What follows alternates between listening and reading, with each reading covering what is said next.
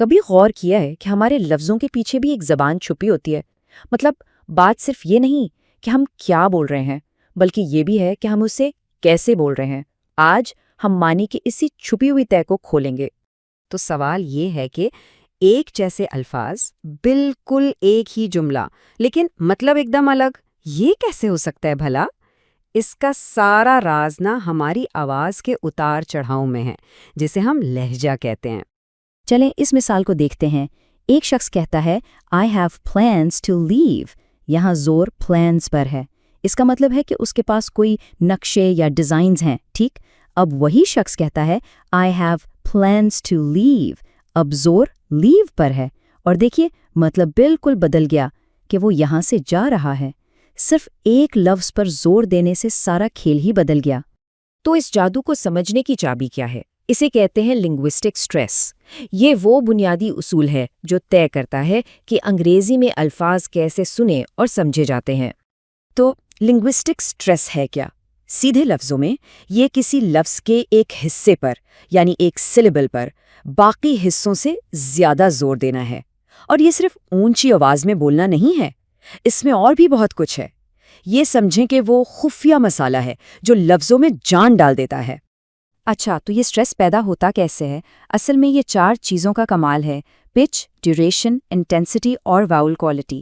Pitch یعنی آواز کا اونچا یا نیچا ہونا سب سے اہم ہے، لیکن باقی 3 بھی اپنا اپنا کام کرتے ہیں تاکہ ایک سلیبل دوسرے سے الگ اور نمایاں سنائی دے۔ اور یہاں دیکھیں کہ سٹریس کتنا طاقتور ہو سکتا ہے۔ صرف سٹریس کی جگہ بدلنے سے لفظ ناؤن سے ورب بن جاتا ہے۔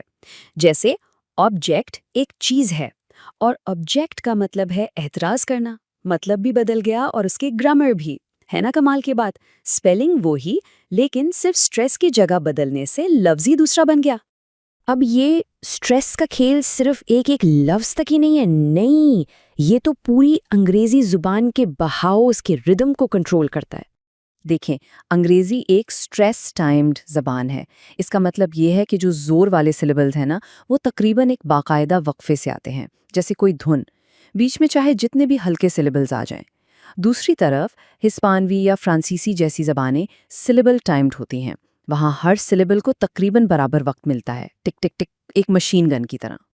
اور انگریزی کا یہ دھن والا پیٹرن بنتا ہے 2 طرح کے لفظوں سے: کنٹینٹ ورڈز اور فنکشن ورڈز۔ کنٹینٹ ورڈز یعنی وہ لفظ جن میں اصل مطلب ہوتا ہے، جیسے ناؤنز یا وربز، ان پر زور دیا جاتا ہے۔ اور فنکشن ورڈز جو صرف گرامر کے لیے ہوتے ہیں، جیسے ان، آن، دا، ان کو بیچ میں تیزی سے گزار دیا جاتا ہے۔ تو سٹریس اور ردم کی بنیاد تو ہم نے سمجھ لی۔ اب اس کے اوپر آتی ہے مطلب کی ایک اور طے، اور وہ ہے انٹونیشن۔ یہ ہماری آواز کی وہ لہریں ہیں، وہ پچ کی حرکت ہے جو ہمارے رویے اور ہماری نیت کو ظاہر کرتی ہیں۔ انٹونیشن کو سمجھنے کے لیے ماہرین اسے 3 حصوں میں دیکھتے ہیں، جنہیں 3 T's بھی کہا جاتا ہے: ٹونیلٹی، ٹونسٹی اور ٹون۔ ٹونیلٹی کا مطلب ہے کہ ہم اپنی بات کو چھوٹے چھوٹے حصوں میں کیسے تقسیم کرتے ہیں۔ ٹونسٹی یہ طے کرتا ہے کہ کس لفظ پر سب سے زیادہ فوکس ہے، اور ٹون وہ آواز کی حرکت ہے جو ہم اس فوکس والے لفظ پر استعمال کرتے ہیں۔ اور یہ ٹون یعنی پچ کی حرکت بہت کچھ بتا دیتی ہے۔ جیسے اگر آواز نیچے کی طرف جائے تو مطلب بات ختم، یہ ایک سٹیٹمنٹ ہے۔ اگر آواز اوپر جائے تو یہ اکثر ایک سوال ہوتا ہے۔ اور اگر آواز پہلے نیچے جا کر پھر اوپر آئے تو اس میں حیرت یا کوئی چھپا ہوا مطلب ہو سکتا ہے۔ اسکرین پر نظر آنے والا یہ گراف دکھا رہا ہے کہ بولتے وقت ہماری آواز کی پچ کیسے اوپر نیچے ہوتی ہے۔